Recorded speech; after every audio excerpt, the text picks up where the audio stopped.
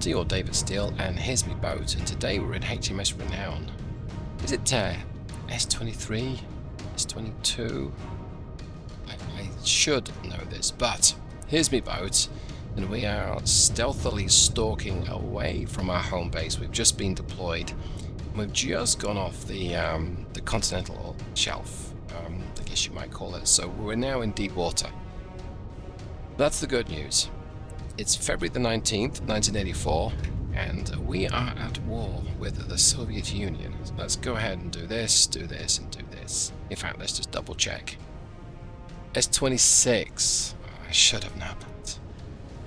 Right. Now, this was turning out to be a routine patrol, and then we picked up what we believe is a Tango class diesel-electric boat, just sneaking around into deep waters. Now, down here, yeah, it's just off the map, but that's our base. That's basically Scotland. So, out here we've got a lot going on. We have a couple of biologicals, some whales, and a merchant vessel. Let's take a look at that. Okay, so it's friendly, which is good. We want to avoid sinking this if we can. And this Tango, which is traveling away from us, and he's turning. As a boomer, our mission is to sneak away, go lurk somewhere, and then wait for the signal that says you've been deployed. This Tango is 6,500 yards away. It is just tempting just to sneak one off. He's not going to hear it coming. And clearly that's my plan, otherwise I wouldn't have made a video about it, because it'd just be me skulking around like a crab, moving sideways in the depths. I'm going to go ahead and launch at this Tango, and we're going to see if we can take him out and sort of sneak away. How hard can it be, right? Yeah, we'll see. So, let's actually launch it here. Shoot 2-4. Aye, Okay. sir. We didn't lose the wire, which is good. I'm going to increase my depth to, I think my rated test depth is 1,300 feet. So we're going to drop down. I'd like to avoid any entanglements. Now, he is he's dangerous. So top right of the screen shows some information about that particular boat. Fairly small, but he's got USIT 80 and test 71Ms. 91 meters long. By comparison, we are a little chunky. We're nearly twice his length, 170 meters, and we are almost 19,000 tons. 700 feet. That's a lot of cheesecakes. I'm beginning to wish I'd maybe told my torpedo to be a little bit behind it. Let's go ahead and do this. I'm going to dogleg it round. In fact, let's actually do it a lot. We want to keep the torpedo in his baffles so he doesn't hear it until it's right upon him. So yeah, we're a lot bigger. We can probably take a couple of 800 feet. torpedo hits. We don't really want to try this. I mean, we want to get out of the way. But that's good because the resolution, in fact, all the boomers are, let's just say, they're not particularly agile. I think that's probably fair to say. They take a long time to get up to speed. We only do 25 knots. We don't exactly turn quickly. Now we have mosses. In fact, I think I'm actually going to Passing 900 feet. get some mosses on. Loaded up. We have 4 mosses. Boomers carried mosses. Attack boats generally didn't. And a moss, it's a mobile something submarine simulator. What the O stands for. You'd think it'd be underwater, but it's not. Otherwise that'd be a muss. Maybe that's how you say it in Scottish.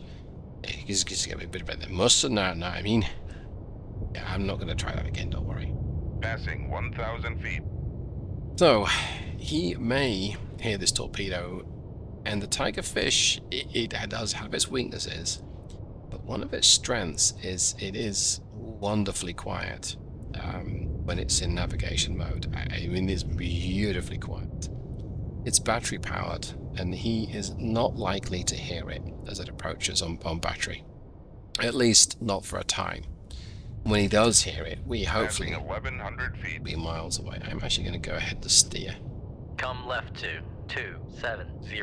Helm We're aye. going to steer 270. Now, if all goes to plan, we're going to be at 1,300 feet, and we're going to be away when he detects. torpedo room, tube 2 ready. When he detects this torpedo, and right now, if he fires upon the torpedo, not that close to it. Passing 1,200 feet. It's coming up to 2,000 yards away. So you said 80. I think it's 3,000 yard detection range. It's 2.5. Well, it's not even that. It's 1.5. So we don't believe that fires on the vector of that torpedo. Excuse me. We don't believe he's gonna be able to detect us.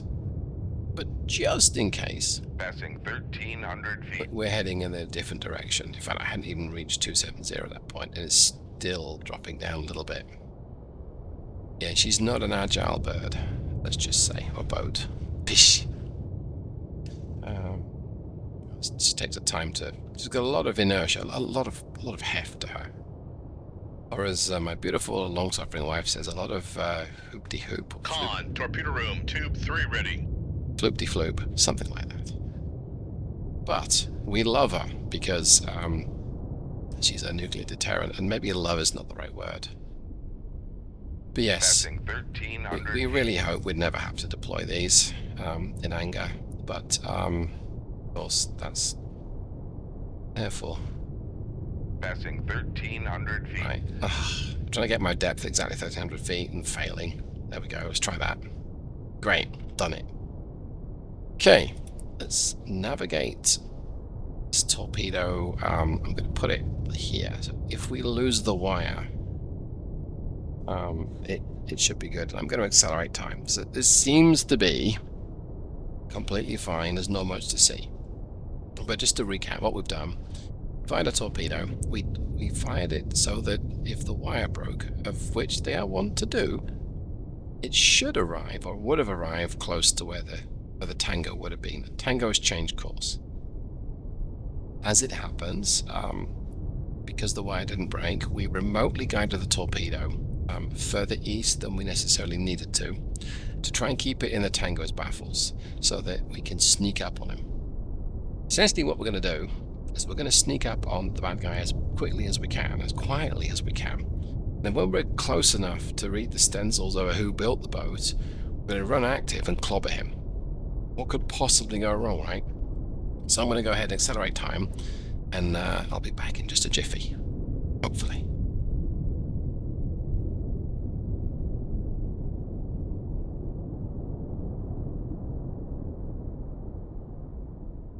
What we've done is we've put the go live point. Okay, so he's just slowed down for some reason. Put the go live marker at a little distance. He's back to 5 knots. Just going to turn it a little way east. Let's disable accelerate time. So I'm about the torpedo's about 1,000 yards from this guy. I could make the torpedo go live. He's got aneroic coating. Yes, he does. Which basically means that he's somewhat resistant to active sonar pings. I don't need to do anything with that. I don't need to go active. Let's turn it back on its tail. Let's watch this engagement. Here's the tigerfish, and ahead of us, it's a little deeper, I think. See him right now. Oh, there he is.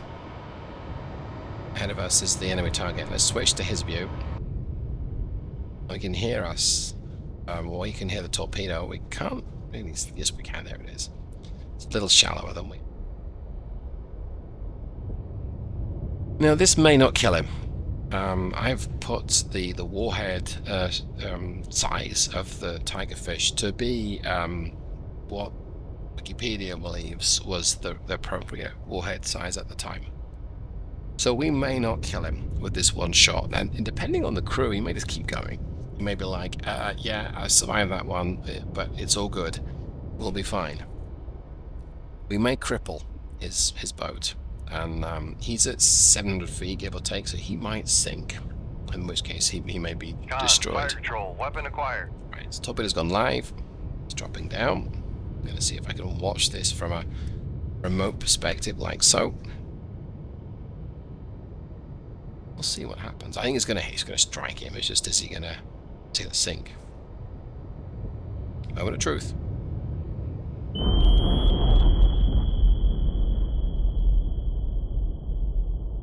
Well, I don't think he's being sunk, but he appears to be descending quite rapidly. He's not dead, but he's just blown his emergency ballast. Wow, he's dropping like a stone. Let's put the HUD back on. What's his depth now? 800 feet. I think his test depth is about 1,000. 1,000. Switch the camera back to lock on him, like so. That's the little, what's the symbol called next to 1? I forget what it's called. Is it the tithe? The tithe? Something like that. Approaching his test depth. Now, if we look at the back end of this guy, it's a great big hole there. He does. There we go. And so what's happening right now is he's cranking it on the speed. Well, at least I thought he was. He's pitching his nose up. Now he's pitching it down. Con sonar lost contact. Sierra 4. Last bearing 030. Contact breaking up. And he just imploded. Probably shouldn't have given him that game controller. Is it too soon? Well, let's go back to me, because he is on his way to see Davy Jones. So here's my boat, and we are nonchalantly whistling as we head west. So I gotta say, that was pretty much a perfect engagement, I think. Detected nothing else. There's a blue whale, a humpback whale, and a merchant boat ship. We're golden. Well, let's go ahead and accelerate time. Let's get that torpedo reloaded. Con, torpedo room, tube 4 ready. I'm going to take us back up to 600 feet. Peak depth 600 feet, dive by. And I think that pretty much concludes today's lesson, I suppose. What's a lesson? It's the wrong phrase. I don't think you'll learn much from this. But this is how you get lucky with a Tango in this case. We managed to fire one up his Jaxie, and he didn't even hear it coming. So great. We got something from this, and I'll see you the next time. Thanks so much, everyone. Goodbye.